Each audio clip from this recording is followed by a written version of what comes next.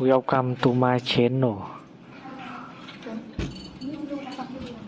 Try to hear the latest story. I was cooking dinner when my 6-year-old daughter, Emma, bounced into the kitchen with her backpack. "Daddy, can I have the blue candy Uncle Jake gives me?" she asked innocently. My blood ran cold. "Uncle Jake gives you candy," she nodded enthusiastically. "He says it's our secret. It makes the world spin." I set down my wooden spoon and knelt to her level, my heart pounding. I checked her bag and found tiny blue pill fragments at the bottom. Everything I thought I knew about my brother Jake suddenly felt dangerous and wrong. The innocent trust in Emma's voice contrasted sharply with the sinister implications racing through my mind. The blue fragments looked like broken medication, and I carefully collected them in a tissue while Emma watched curiously. My hands trembled as I examined the pieces under the kitchen light. They had numbers stamped on them that I didn't recognize, but they definitely weren't candy. "Emma, sweetheart, can you tell Daddy exactly what Uncle Jake says when he gives you these soap?" I asked, trying to keep my voice calm despite the panic building in my chest. "He breaks them into little pieces with his fingers," she explained matter-of-factly. "Then he tells me to swallow them quickly before they get yucky. He says it's special medicine that makes kids feel happy and sleepy." My stomach dropped as she continued describing their routine. Jake would give her the candy during what he called their special playtime, usually right after she got home from school. She said it made her feel floaty and dizzy, like spinning around really fast, but Jake told her that meant it was working properly. I immediately called poison control, describing the blue pill fragments and Emma's symptoms to the operator. Her voice became urgent as she instructed me to bring Emma and the pill pieces to the emergency room immediately. She warned that unknown medications could be extremely dangerous for children. During the frantic drive to St. Mary's Hospital, Emma kept asking why we needed to see doctors when she felt fine. I tried explaining that Daddy wanted to make sure she was completely healthy, but internally, I was terrified about what damage those pills might have already caused to her developing brain. At the hospital, Dr. Rodriguez took our situation very seriously. She immediately ordered comprehensive blood tests and began gently questioning Emma about her experiences with Uncle Jake. Emma described feeling weird and spinny after taking the blue candy, sometimes falling asleep in strange places around my house. "The medicine makes everything blurry," Emma explained to the doctor. "Uncle Jake says that's normal, and I should just lie down wherever I am when it happens. Sometimes I wake up on the bathroom floor or in the hallway and I don't remember how I got there." Dr. Rodriguez's expression grew increasingly grave as she documented Emma's statements. She explained to me that memory gaps and disorientation were serious symptoms that suggested powerful psychoactive substances. While we waited for blood test results, I called Jake from the hospital corridor. My hands shook as I dialed his number, and when he answered with his usual cheerful greeting, I could barely control my rage. "Jake, what the hell have you been giving Emma?" I demanded, my voice echoing off the sterile hospital walls. There was a long pause before Jake's voice came back, suddenly shaky and different from his normal confident tone. "Angus, I can explain. It's really not what you think. I was just trying to help her calm down when she got hyperactive after school." The blood test results came back 2 hours later, confirming my worst fears. Emma had zolpidem in her bloodstream, commonly known as Ambien, a powerful sleep medication prescribed for adults with severe insomnia. Dr. Rodriguez explained that this drug should never be given to children, as it could cause developmental delays, memory problems, and dangerous respiratory depression in someone Emma's size. When I confronted Jake in person at his downtown apartment later that evening, he completely broke down. I found him sitting on an expensive leather sectional sofa that I suddenly realized he couldn't afford on his part-time construction salary. Designer clothes were scattered around the room, along with electronics and luxury items that raised immediate questions about his income sources. Through tears and stammering confessions, Jake admitted he had been stealing medications from our elderly neighbor, Mrs. Patterson, who lived 3 houses down from me on Maple Street. She was 78 years old and relied on Jake for yard work and grocery shopping. She keeps all her prescription bottles in this big wicker basket on her kitchen counter. Jake confessed, avoiding eye contact. She takes so many different medications that she never notices when a few pills go missing. Her memory isn't what it used to be, so she just assumes she miscounted or forgot to take them. My stomach churned as the full picture emerged. Jake had been systematically stealing prescription drugs to sell on the street, using the profits to fund an increasingly expensive lifestyle. He had been eyeing a yellow Lamborghini at Premier Motors across town, planning to make enough money to put down a substantial payment. But the most disturbing revelation was why he had been giving Emma the stolen sleep medication. Jake admitted that he needed her to be quiet and compliant during his drug-dealing operations, which he had been conducting from my house during his babysitting responsibilities. The buyers would come over while Emma was there. Jake explained, his voice cracking with shame. I needed her to stay calm and not interrupt the transactions or remember faces later. I thought if I gave her just tiny pieces of the pills, she would take peaceful naps and everything would work out fine. He claimed he had researched the medication online and convinced himself that small doses wouldn't cause permanent harm. In his twisted logic, he was being responsible by keeping Emma safe and quiet while conducting illegal business. I never meant for any of this to hurt her, Angus, Jake pleaded. I love Emma like she's my own daughter. I just needed some quick money to get ahead in life, and this seemed like the easiest solution that wouldn't hurt anybody. The betrayal cut deeper than any physical pain I had ever experienced. This was my younger brother, the person I had trusted completely with my most precious relationship. I had been working double shifts as an electrical contractor, taking on weekend jobs and overtime hours to pay for Emma's school supplies and clothes, while Jake was literally poisoning her to fund his materialistic dreams. As I drove home that night with Emma safely buckled in her car seat, I realized that everything I thought I knew about my family was built on lies and deception. Emma had fallen asleep during the ride, and I could see her peaceful face in the rearview mirror, completely unaware that her favorite uncle had been using her as a pawn in his dangerous criminal enterprise. The next morning, I arranged for Emma to stay with my ex-wife Sarah while I confronted our parents about Jake's crimes. I drove to their house on Elm Avenue, a modest 2-story colonial with blue shutters, where Jake and I had grown up playing basketball in the driveway and building snow forts in the backyard. My mother Carol answered the front door wearing her favorite floral apron, the same one she had worn for Sunday dinners throughout my childhood. My father Robert was settled in his brown leather recliner, reading the morning newspaper, just like any other peaceful weekend. Neither of them had any idea that their younger son had been systematically drugging their granddaughter for weeks. I sat them down in the familiar living room where we had opened Christmas presents and watched family movies, carefully explaining everything that had happened over the past 24 hours. I spread out the hospital records on their coffee table, showing them the blood test results and the official documentation of Zolpidem in Emma's system. I expected immediate outrage, protective fury toward their granddaughter, and demands for accountability from Jake. Instead, I watched my parents' expressions shift from initial shock to something I never could have anticipated: defensive denial. Carol was the first to respond, her voice taking on the same tone I remembered from childhood arguments when Jake got in trouble at school.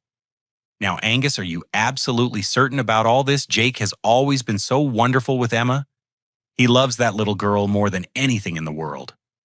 There has to be some kind of misunderstanding. Robert carefully folded his newspaper and leaned forward in his recliner, studying my face, with the skeptical expression he had always used when he thought one of us boys was exaggerating a story. Son, you've been under tremendous stress since the divorce from Sarah.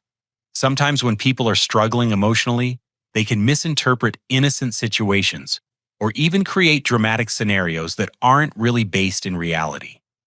I stared at them in complete disbelief, pointing to the medical documents spread across their table.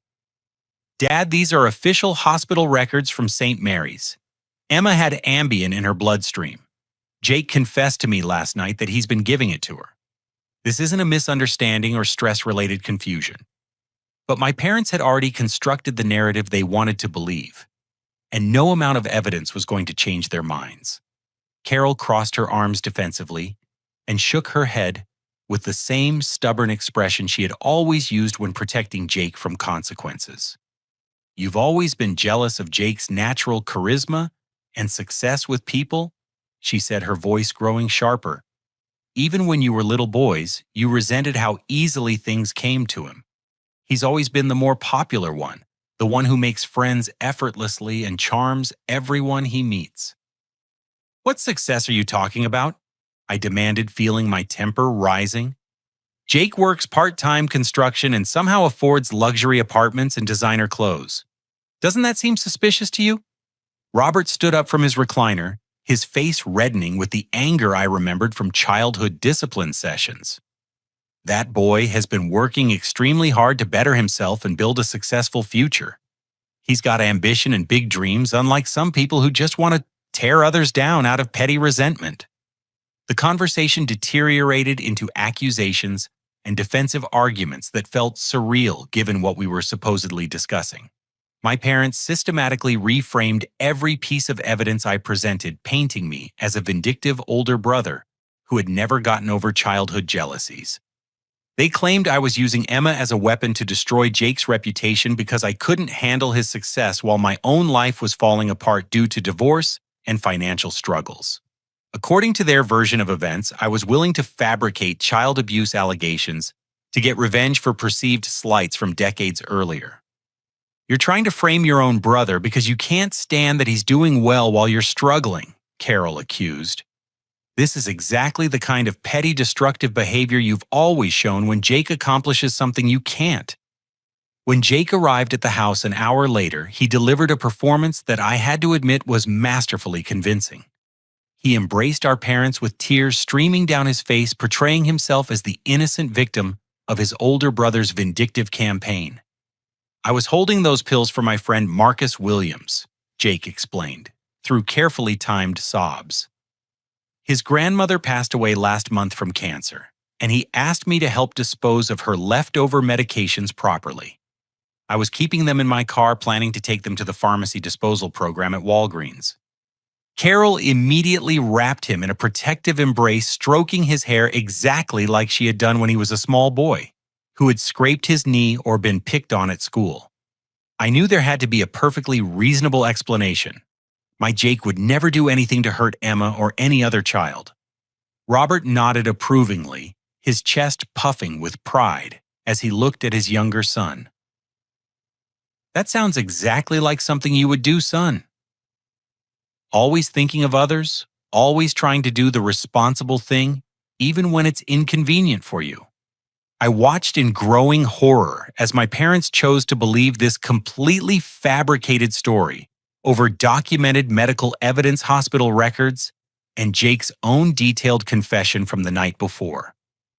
When I tried pointing out the obvious inconsistencies in his new version of events, they accused me of being obsessively determined to destroy my brother, regardless of facts or evidence. You're going to tear this entire family apart over absolutely nothing, Carol said, her voice rising to the shrill pitch she used when she felt cornered. Jake made an honest mistake by trying to help a grieving friend, and you're treating him like some kind of dangerous criminal. What kind of brother behaves that way toward his own family? Robert stepped closer to me, using his height advantage, in the same intimidating way he had during my teenage years when he wanted to end arguments through parental authority rather than logic. Furthermore, if you continue pursuing this ridiculous vendetta against Jake, you're going to force your mother and me to choose sides in this conflict, he said firmly. And I'm telling you right now, we will always choose family unity and loyalty over your apparent need for drama and attention. The threat was delivered with crystal clarity: drop all accusations against Jake immediately, or lose my parents' support and relationship permanently. As I gathered up the hospital documents they had refused to acknowledge, I realized that protecting Emma was going to cost me every family relationship I had ever known or valued. The meeting ended with me walking out of the house where I had learned to ride a bicycle, played catch in the backyard, and celebrated every birthday and holiday of my childhood. As I sat in my truck in their driveway, I understood that I was now completely alone in the fight to protect my daughter from the people who were supposed to love her most. Robert tapped on my passenger window as I was about to drive away, his expression mixing disappointment with stern warning. "Angus, if you take this nonsense any further than it's already gone, you're going to destroy relationships that can never be repaired. Think very carefully about whether your pride is worth losing your family forever." Monday morning, I filed a comprehensive police report at the county sheriff's office on Main Street. Detective Maria Martinez was assigned to handle the case, an experienced investigator in her early 40s, with graying hair and the kind of direct, no-nonsense demeanor that immediately inspired confidence. She listened carefully as I explained the entire situation, taking detailed notes in a leather-bound notebook while reviewing all the documentation I had organized in a manila folder. The hospital records, blood test results, and photographs of the pill fragments were spread across her desk as she asked pointed questions about timeline and evidence. "Mr. Thompson, I absolutely understand your concern for your daughter's safety, and these hospital records definitely indicate that she was inappropriately given controlled substances," Detective Martinez said, leaning back in her chair. "However, I need to be honest with you about the challenges we'll face, building a criminal case that will hold up in court." She explained that Jake's revised story created reasonable doubt, especially since he had already disposed of any physical evidence and Emma was too young to provide reliable testimony about specific dates, times, and circumstances. Without witnesses to the actual administration of drugs or a recorded confession, the case would essentially come down to conflicting accounts from family members. "Your brother's attorney will argue that the medication could have been accessed accidentally," Detective Martinez continued. "They'll claim that pills kept for legitimate disposal somehow ended up where your daughter could reach them, and that any adult supervision failures were unintentional rather than deliberate. The legal system required proof beyond reasonable doubt, and Jake's new version of events had been carefully constructed to provide just enough plausible alternative explanation to create that doubt in a jury's mind. Meanwhile, my relationship with my ex-wife Sarah became increasingly complicated and strained. Initially, she had been completely supportive and appropriately horrified by what Jake had done to Emma. But as days passed and my parents began calling her directly with their version of events, her perspective started shifting in ways that made me question everything. "Angus, your mother called me again today for over an hour," Sarah said during one of our evening phone conversations. "She's genuinely worried about your mental state and emotional stability. She thinks you might be having some kind of psychological breakdown." And honestly, some of the things she's telling me are starting to make a disturbing amount of sense. I felt the foundation of my remaining support system cracking beneath my feet. Sarah began questioning whether I might be unconsciously exaggerating the situation, misinterpreting innocent mistakes as malicious actions, or even fabricating evidence due to stress-related paranoia. "Look, I'm not saying you're deliberately lying about anything," Sarah continued, her voice taking on the careful tone people use when they think they're dealing with someone unstable. "But maybe Jake really was just holding those pills for someone else like he says, and Emma found them by accident. Kids get into things all the time, and maybe we're making this situation much bigger and more sinister than it actually is." The fact that my own parents were actively undermining my credibility gave significant weight to Sarah's growing doubts. If Jake's own mother and father didn't believe the accusations, why should his ex-sister-in-law take them seriously? Determined to find concrete evidence that couldn't be dismissed, explained away, or attributed to stress-related misperception, I decided to investigate Jake's activities more systematically. I began documenting his lifestyle and behavior patterns, that clearly exceeded his legitimate income sources. I parked outside his apartment complex on River Road several evenings, photographing the expensive cars in his designated parking space and noting the designer clothes he wore to local restaurants and bars.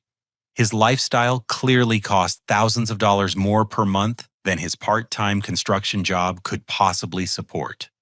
I followed him to Mrs. Patterson's house on Thursday afternoons, watching him enter with his own key while she was away at her weekly bridge game at the community center. He would stay inside for over an hour, emerging with bulging pockets and a satisfied expression that suggested successful criminal activity. But my amateur investigation revealed something much larger and more systematically organized than I had initially imagined. While Jake's car was parked outside another house in the Riverside neighborhood, I noticed he had left it unlocked. Inside the glove compartment, I discovered a spiral-bound notebook that contained detailed information about 12 different elderly residents throughout our community. The notebook was organized like a criminal enterprise's operational manual. Each page contained a senior citizen's name, address, daily schedule, and comprehensive lists of their prescription medications with calculated street values written in red ink beside each item. Jake had been meticulously tracking when different targets went to doctor appointments, when their prescriptions were refilled, and when they were most likely to be away from home. He had documented their physical limitations, noting which residents had poor eyesight, hearing problems, or memory issues that made them easier targets for manipulation and theft. Some pages included floor plans of their homes, showing where medications were stored and which entry points provided easiest access. The most chilling section was labeled Community References and Character Witnesses. It contained photocopied letters of recommendation written by our parents, glowing testimonials about Jake's helpful nature, his respect for elderly people, and his reliability as a trustworthy young man who could be safely welcomed into people's homes. Carol had written a detailed character reference describing Jake as the kind of young man every parent hopes to raise, emphasizing his volunteer work with senior citizens and his genuine heart for helping people who need assistance with daily tasks. Robert had provided an equally enthusiastic endorsement describing Jake as honest, dependable, and raised with strong moral values. These letters had given Jake the perfect credentials for gaining trust throughout our community. Elderly residents felt safe giving him house keys, sharing their medication schedules, and allowing him unsupervised access to their most private spaces because his own parents vouched so enthusiastically for his character. When I presented this evidence to my parents the following Saturday, hoping it would finally open their eyes to the scope of Jake's criminal behavior, their reaction shocked me even more than their initial denial had. Instead of recognizing the seriousness of systematic elder abuse and theft, they accused me of stalking and criminally harassing my brother. "You followed him around like some kind of private detective?" Carol asked incredulously, her voice rising with indignation. "You went through his personal belongings without permission, Angus. What you've done is illegal. You could be arrested for stalking and invasion of privacy." Robert stood up from the kitchen table where I had spread out photocopies of Jake's criminal notebook, his face flushed with anger. "This obsession with destroying your brother is unhealthy and frankly disturbing. You clearly need professional psychological help, and if you don't seek treatment voluntarily, we might have to contact the authorities about your increasingly erratic behavior." They absolutely refused to acknowledge that the notebook provided clear evidence of systematic criminal targeting and elder abuse. Instead, they reframed Jake's detailed criminal plans as innocent efforts to help neighbors with medication management and household organization. Jake has always been thoughtful about helping elderly people stay organized, Carol explained, as if criminal planning was actually community service. Maybe he keeps notes about their needs so he can be more helpful and attentive to their situations. As I left their house for what I sensed might be the final time, I realized that my parents were so emotionally invested in protecting Jake's image that they would rather destroy me than confront the truth about their golden child's criminal behavior. The isolation was becoming complete. My parents had chosen Jake over truth. Sarah was beginning to doubt my stability. And law enforcement faced significant challenges building a prosecutable case. But Emma's safety remained my only priority, regardless of what relationships I had to sacrifice or what personal costs I had to accept. Feeling desperate for evidence that couldn't be dismissed, explained away, or attributed to my supposed psychological instability, I made the difficult decision to install hidden surveillance equipment throughout my house. I spent an entire weekend researching security systems online, eventually purchasing a professional-grade wireless camera setup from an electronics store in the next county. The cameras were tiny motion-activated and designed to transmit footage directly to my smartphone through an encrypted application. I carefully positioned them in strategic locations throughout the house, particularly focusing on areas where Jake typically spent time with Emma during his babysitting sessions. I also changed all the locks on my house, but deliberately left a spare key hidden under a fake rock near the front steps. I suspected that Jake would continue using his previous access to search for valuables while I was at work, and I wanted to document his illegal entry and theft activities. My instincts proved correct within just 3 days. The cameras captured Jake entering my house during work hours on Wednesday afternoon, systematically searching through my bedroom home office and closets. He was clearly looking for items to steal, carefully examining my electronics checking drawers for cash or jewelry, and photographing serial numbers on expensive equipment. The footage showed him moving through my house with practiced efficiency, suggesting this wasn't his first unauthorized entry. He knew exactly where to look and how to avoid disturbing things enough to be noticed, indicating he had been robbing me for much longer than I had realized. But as I continued reviewing surveillance footage over the following weeks, I discovered something exponentially worse than simple theft. Jake had been bringing professional camera equipment during his babysitting sessions, setting up elaborate recording setups in my living room to film his interactions with Emma. The videos showed Emma becoming drowsy and disoriented after taking the blue pills with Jake, encouraging her to perform specific actions for his camera. The footage was deeply disturbing and clearly designed to appeal to people with predatory interests in watching children in vulnerable states. "Come on, Emma. Dance for Uncle Jake," he would say in the recordings, his voice taking on a tone I had never heard before. "Spin around and show me how the special medicine makes you feel. That's perfect. Keep spinning until you get really dizzy and need to sit down." He would position her in different areas of the room, adjusting camera angles, to capture her disorientation from multiple perspectives. Some videos showed him giving her increasingly larger pieces of medication to enhance her altered state for longer periods of time. As I forced myself to watch these horrific recordings, my stomach churned with a level of horror and rage I had never experienced. Jake wasn't just drugging Emma to keep her quiet during drug transactions. He was deliberately creating content designed to appeal to people who derived sexual pleasure from watching children being exploited. I spent several sleepless nights researching online predator networks, learning about the dark web marketplaces where this type of content was bought and sold. Using technical knowledge I had gained from my electrical work with computer networks, I managed to trace Jake's digital footprints to several encrypted websites. The investigation revealed that Jake had been uploading these videos to subscription-based platforms, where customers paid monthly fees to access content featuring children being drugged and manipulated. The sites required cryptocurrency payments and used sophisticated privacy protocols to protect buyers' identities.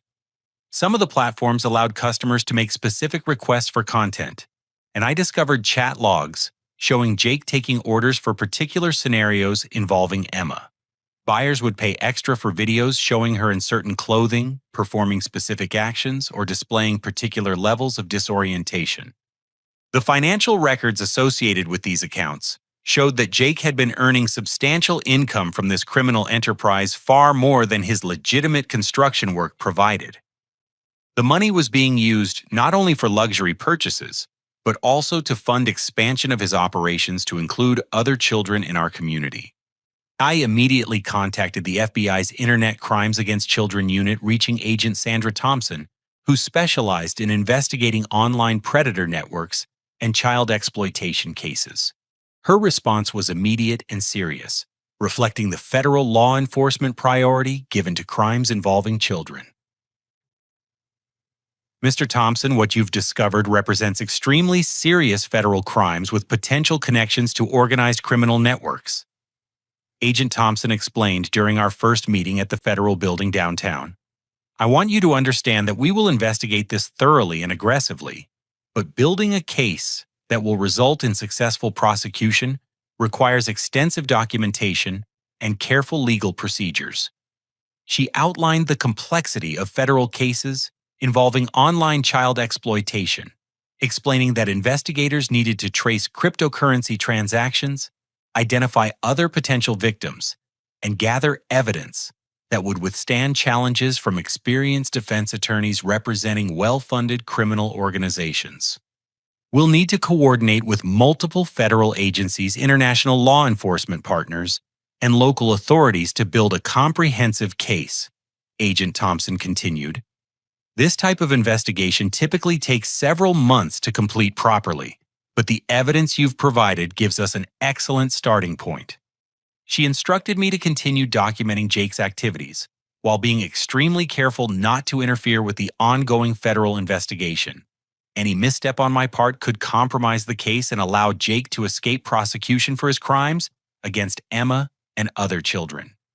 Meanwhile, Jake was becoming increasingly suspicious of my behavior and began making threats that were thinly disguised as family concern. During a birthday party for our cousin at a local restaurant, he pulled me aside for a private conversation that felt more like intimidation than brotherly discussion. You know, Angus' mom and dad are really worried about your mental state lately. Jake said, his voice carrying an edge of menace I had never heard before. They think you might be having some kind of psychological breakdown or paranoid episode. It would be really tragic if they felt forced to take legal action to protect the family from your increasingly erratic behavior. The threat was unmistakable: stop investigating his criminal activities or face consequences that would destroy what remained of my family relationships and potentially my legal standing as Emma's father. They've been talking to people about having you evaluated by mental health professionals. Jake continued, moving closer in a way that felt physically threatening. If those evaluations don't go well, it could affect your custody arrangements with Emma. Sarah might decide that Emma would be safer living with her full-time away from your paranoid delusions about family members. But knowing what I now knew about Jake's systematic exploitation of children, including his own niece, there was absolutely no possibility of backing down or remaining silent. Emma's safety and the safety of other potential victims depended entirely on exposing his criminal network and stopping his predatory activities. The federal investigation was my only hope for justice that couldn't be undermined by family politics or Jake's manipulative charm. But until agents were ready to make arrests, I had to continue pretending that everything was normal, while secretly documenting evidence of crimes against my own daughter. Agent Thompson and her team spent 3 weeks developing an elaborate sting operation designed to catch Jake in the act, while gathering evidence that would support federal charges under multiple statutes. They installed state-of-the-art surveillance equipment throughout my house, far more sophisticated than my amateur setup, and coordinated with local law enforcement to ensure a successful arrest. The FBI equipment included high-definition cameras with audio recording capabilities, motion sensors that could detect movement in every room, and computer monitoring systems that would capture any digital activity Jake conducted while in my house. Every piece of technology was carefully hidden and designed to document criminal activity without alerting him to the ongoing investigation. For Emma's safety, she stayed with Sarah's sister Jennifer in Springfield during the preparation phase. I had to maintain normal contact with Jake, pretending that our relationship was fine, while federal agents monitored our conversations and prepared for his next babysitting visit. Jake called me on Thursday evening asking if he could watch Emma on Saturday while I attended a work conference in the state capitol. His voice carried the same casual, friendly tone he had always used, as if nothing had changed between us, and he had no idea that federal law enforcement was building a case against him. "I've got some new activities planned for Emma," he said enthusiastically. "I picked up some art supplies and games that I think she'll really enjoy. We can make it a fun, creative day while you're taking care of business." I agreed to the arrangement, knowing that FBI agents would be monitoring every moment of his visit from multiple locations throughout my neighborhood. The trap was set, and Jake was walking directly into federal custody without any awareness of what awaited him. Saturday morning arrived gray and drizzly, matching my anxious mood as I prepared for what I hoped would be the final phase of this nightmare. FBI vehicles were positioned throughout my neighborhood, disguised as utility trucks, delivery vans, and service vehicles that blended seamlessly into normal suburban activity. Agent Thompson and 2 other federal investigators were stationed in my neighbor's house across the street, monitoring surveillance feeds and coordinating with tactical teams ready to move when Jake incriminated himself sufficiently to justify arrest and search warrants. Jake arrived at exactly 9 a.m. carrying his usual backpack along with a new professional-grade digital camera that was clearly much more expensive than anything his legitimate income could support. He seemed excited and energetic, talking enthusiastically about his plans for the day. "I brought some new equipment for our special projects," he said, unpacking sophisticated recording gear in my living room. "I've been experimenting with some advanced photography techniques, and Emma's going to be the star of some really amazing content." What happened next confirmed my worst fears about how deeply Jake had fallen into organized criminal behavior.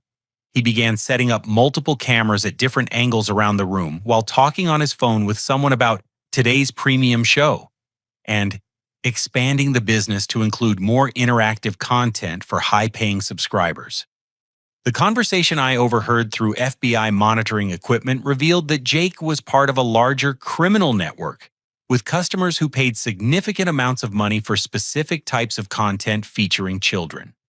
He discussed pricing structures, special requests from regular buyers, and plans to recruit additional children for future productions. "The customer in Germany wants to see more of the spinning and falling down sequences," Jake said into his phone. "He's willing to pay double rates if we can get her really disoriented and capture it from multiple camera angles. The subscription renewals have been great, so we can definitely afford to invest in better equipment." But as FBI agents prepared to move in for the arrest, their thermal imaging equipment detected something that would shatter what remained of my faith in my family. There was another person hiding in my basement, my father, Robert.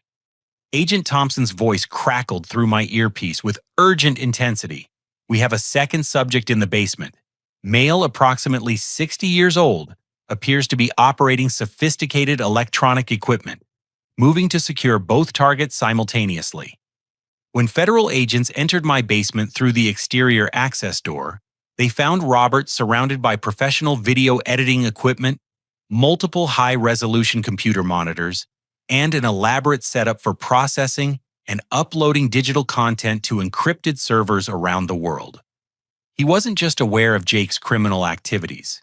He was an essential partner in editing the videos, adding music and special effects, and managing the complex financial accounts that received payments from international customers.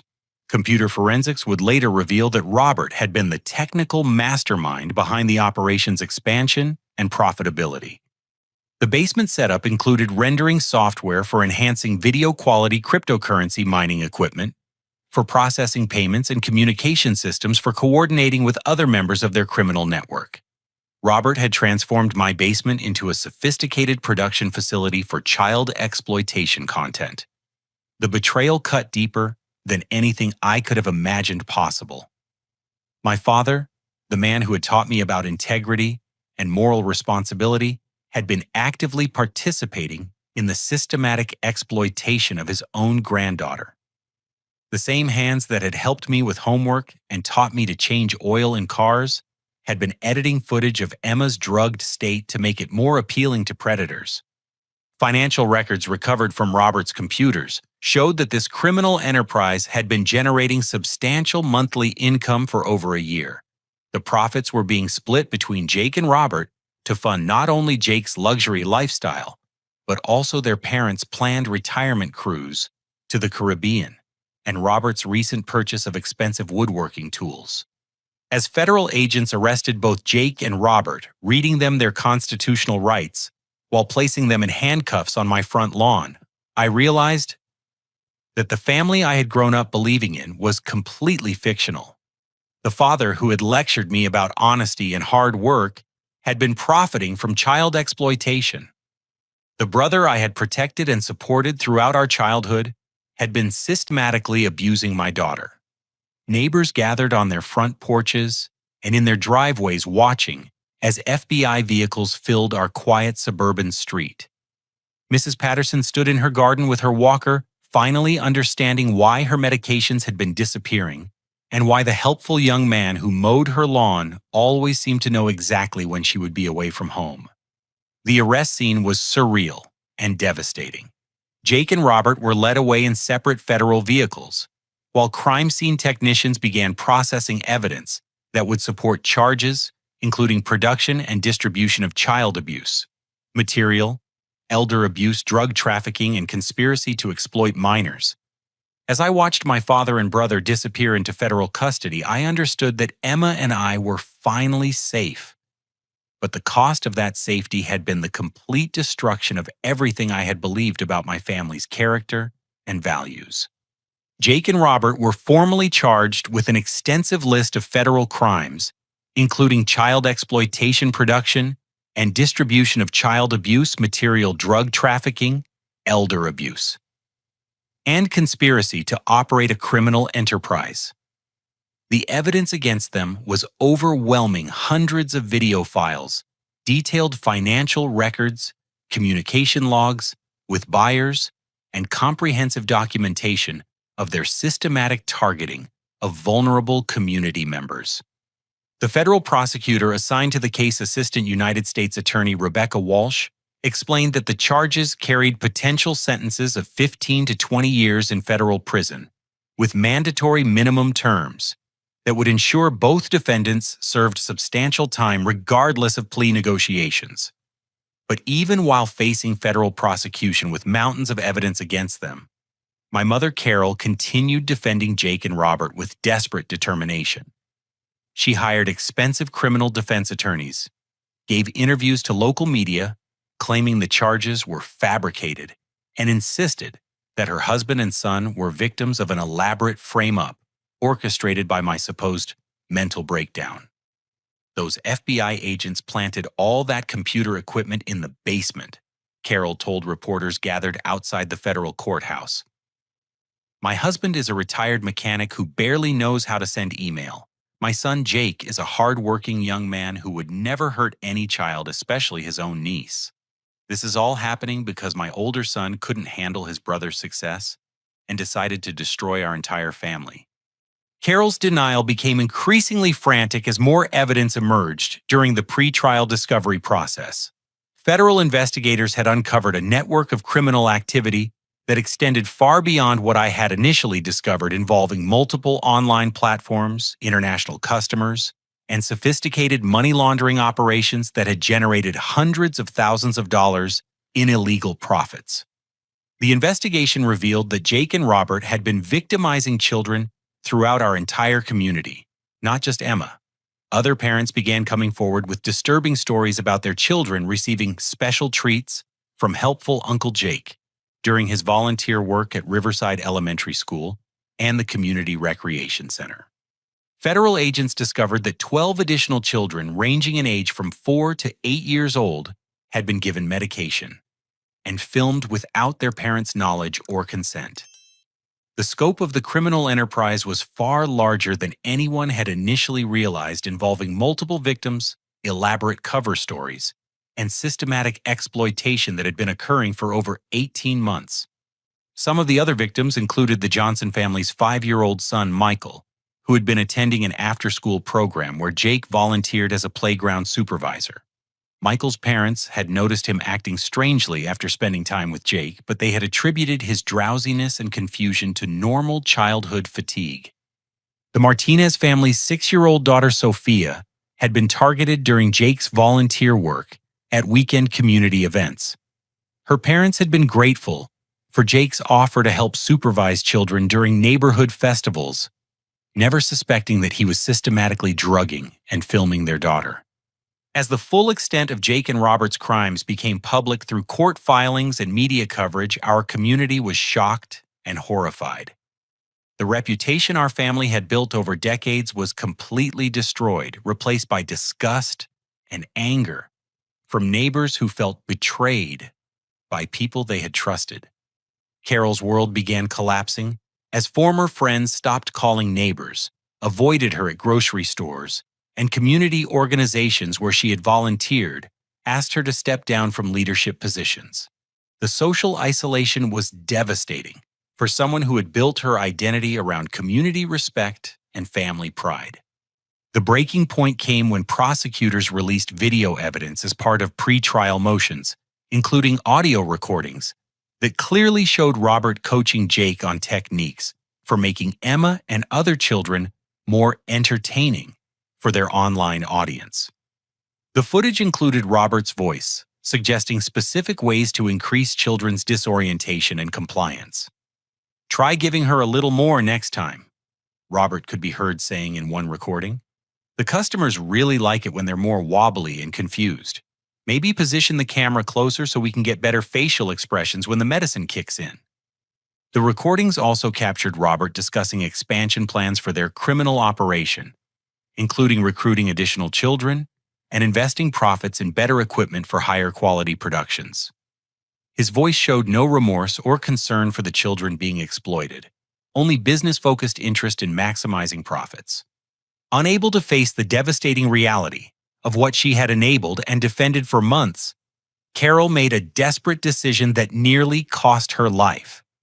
On a cold Tuesday evening in March, I received a frantic call from emergency medical services reporting that Carol had been found unconscious in her bedroom. I rushed to St. Mary's Hospital, the same place where Emma's nightmare had begun months earlier. Doctors worked frantically to stabilize Carol's condition after she had taken a massive overdose of Zolpidem, the same sleep medication that Jake had been giving to Emma and other children. Beside her hospital bed, paramedics had found a handwritten confession letter that provided the final pieces of evidence prosecutors needed to ensure maximum sentences for Jake and Robert. The letter was 8 pages long and contained detailed admissions that would eliminate any possibility of successful appeals. In her confession, Carol admitted that she had known something was seriously wrong with Jake's activities, but had chosen to protect him because he was her baby boy, who could do no wrong in her eyes. She described years of making excuses for his behavior, ignoring obvious warning signs, and actively working to discredit anyone who questioned his actions. "I knew Angus was telling the truth about everything," Carol wrote in handwriting that became increasingly shaky as the medication affected her motor control. "But I couldn't bear the thought of losing Jake or admitting that I had raised a monster. I chose protecting my favorite child over protecting innocent babies, and now I have to live with the knowledge of what I allowed to happen." The letter described how she had dismissed other parents' concerns when they mentioned their children acting strangely after spending time with Jake. Several mothers had called her over the months worried about their children's behavior, and Carol had convinced them that they were overreacting or misinterpreting normal childhood phases. "Mrs. Johnson called me 3 times about Michael falling asleep in strange places after Jake watched him," Carol wrote. "I told her that Michael was probably just tired from playing hard and that Jake was wonderful with children. I made her feel guilty for questioning someone who was volunteering his time to help kids." Carol's confession also revealed the psychological mechanisms that had allowed her to maintain denial for so long. She described convincing herself that criticism of Jake was really jealousy from other people who resented his charm and success. She had reframed every warning sign as evidence of other people's problems rather than Jake's criminal behavior. I turned Jake into what he became by never holding him accountable for anything. The letter continued. I protected him from consequences his entire life because I loved him more than I loved the truth. I chose family loyalty over protecting innocent children, and that makes me responsible for every terrible thing that happened. Carol survived the suicide attempt, but her detailed confession provided prosecutors with crucial evidence about family dynamics, community enablement, and the systematic cover-up that had allowed Jake and Robert's crimes to continue for so long. Her admission of knowledge and deliberate inaction helped secure the maximum possible sentences for both defendants. The federal trial concluded with complete justice being served in the most comprehensive way possible.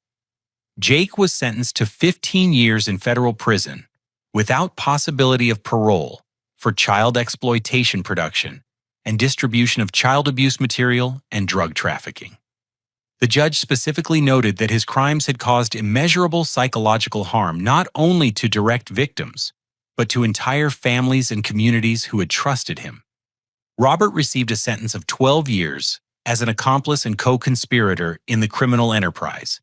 Despite his age and previous lack of criminal history, the judge emphasized that his role in editing and distributing exploitation material made him equally culpable for the lasting damage inflicted on young victims. The defendant systematically violated the trust of vulnerable children and their families. Judge Patricia Williams stated during sentencing, "Their crimes represent a profound betrayal of community values and basic human decency. The sentences imposed reflect the seriousness of their offenses and the need to protect society from future predatory behavior." Multiple elderly victims testified during the sentencing phase, describing how Jake and Robert's theft and deception had affected their health, financial security, and ability to trust others. Mrs. Patterson's testimony was particularly powerful, explaining how the violation of her trust had left her feeling unsafe in her own home and suspicious of people genuinely trying to help her. "I thought Jake was a blessing sent to help an old lady with her yard work and groceries," Mrs. Patterson said from the witness stand. "Instead, he was stealing my medication and using my trust to hurt children in our community. I'll never feel safe letting anyone into my house again." The civil lawsuits that followed resulted in substantial financial compensation for all victims and their families. Jake and Robert's assets were seized and liquidated to provide restitution, though no amount of money could truly compensate for the trauma inflicted on innocent children. I was granted full custody of Emma, with Sarah's complete support and cooperation. The divorce proceedings that had once seemed so contentious now felt trivial compared to what our family had survived together. Sarah and I worked as a united team to create the most stable, secure environment possible for Emma's continued healing. "I should have believed you from the very beginning," Sarah said during one of our co-parenting meetings. "I'm so sorry for ever doubting what you were telling me about Jake. Emma is lucky to have a father who was willing to fight for her, even when everyone else turned against you." Emma began intensive therapy with Dr. Jennifer Walsh, a specialist in childhood trauma, who used play therapy and gentle counseling techniques to help her understand what had happened and why it was never her fault. The therapy sessions were difficult, but ultimately transformative for both of us. Through careful therapeutic work, Emma learned that the blue candy had been medicine that hurt her instead of helping her, and that Uncle Jake's request to keep it secret was wrong. She gradually understood that adults who truly care about children never ask them to keep secrets about things that make them feel scared, confused, or uncomfortable. "Daddy fought the bad guys to keep me safe," Emma explained to Dr. Walsh during one session. "Uncle Jake and Grandpa Robert were being mean to kids, and Daddy made sure the police caught them. Now they can't hurt any more children." Emma's resilience and capacity for healing amazed everyone involved in her recovery. She returned to being a happy, outgoing child who loved school, made friends easily, and developed a strong sense of personal safety and self-advocacy. Our community rallied around all the affected families, establishing new safety protocols and support networks to prevent similar exploitation in the future. The Neighborhood Watch program was expanded. Background check requirements were implemented for all volunteer positions involving children, and medication security systems were installed in elderly residents' homes. Carol's transformation was perhaps the most remarkable aspect of our story's resolution. After her recovery from the suicide attempt, she entered intensive psychological treatment and eventually became a powerful advocate for child protection and family accountability. I spent 62 years believing that family loyalty meant protecting your loved ones from consequences, Carol said during her first public speaking engagement at a parental awareness conference. I learned the hard way that real love means holding people accountable when they hurt others, especially children who can't protect themselves. Carol began volunteering with organizations that educate parents about recognizing signs of abuse and the importance of believing children when they report uncomfortable situations with trusted adults. Her firsthand experience with family denial and enablement made her an effective speaker for breaking through other parents' psychological defenses.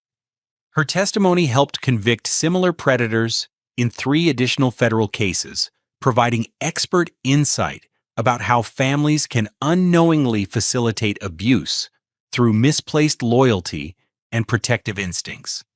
She worked tirelessly to prevent other families from experiencing what she had caused through her denial and favoritism. The most dangerous thing a parent can do is convince themselves that their child could never hurt someone else's child. Carol would tell audiences, "I chose protecting my son's reputation over protecting innocent children, and that choice enabled horrible crimes that will affect multiple families forever. The healing process taught me profound lessons about the difference between love and loyalty that will guide the rest of my life.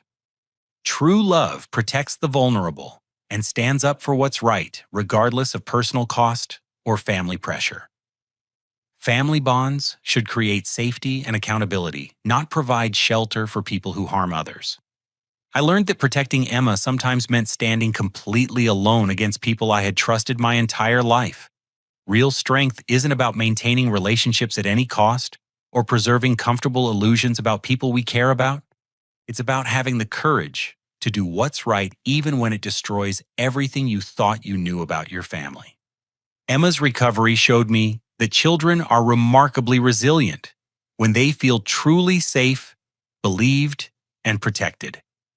She learned to speak up about uncomfortable secrets, trust her instincts when something feels wrong, and understand that adults who genuinely care about her will always listen to her concerns without making her feel guilty or afraid.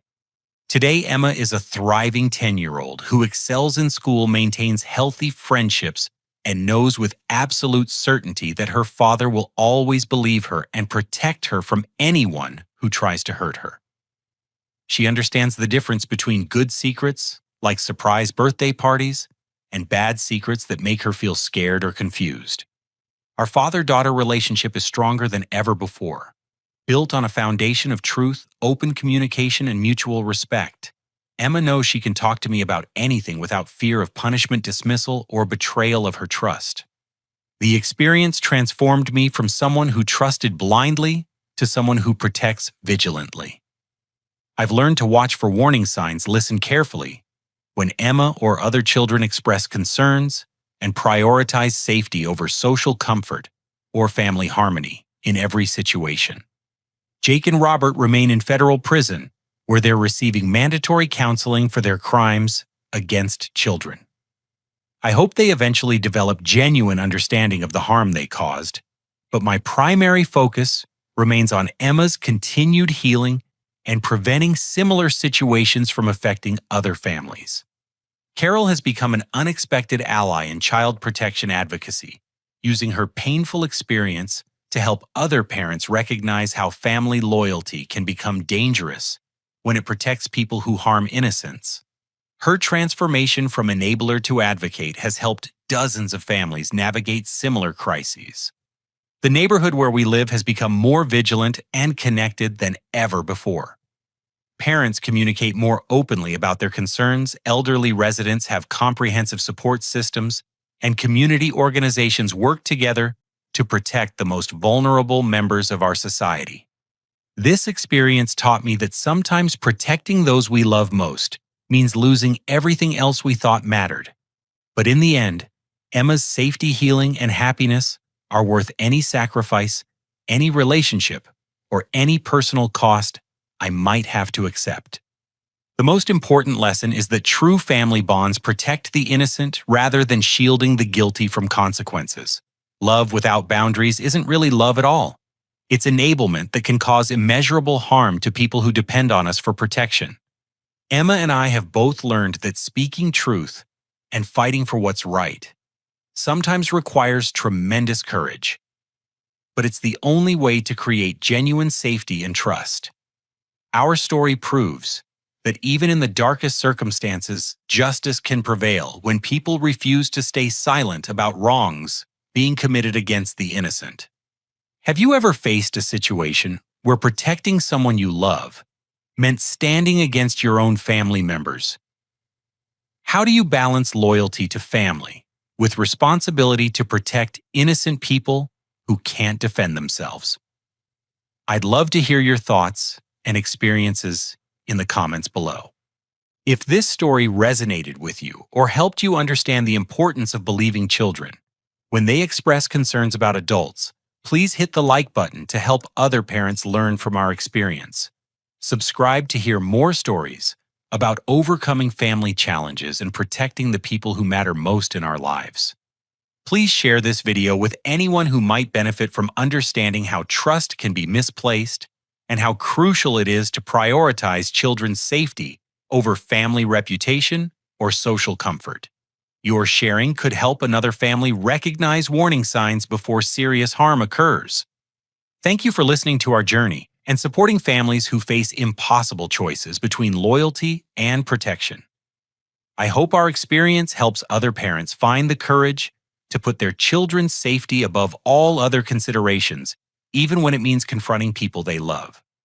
Remember that true family bonds protect the innocent, and real love requires the courage to do what's right, even when it's the hardest choice you'll ever have to make.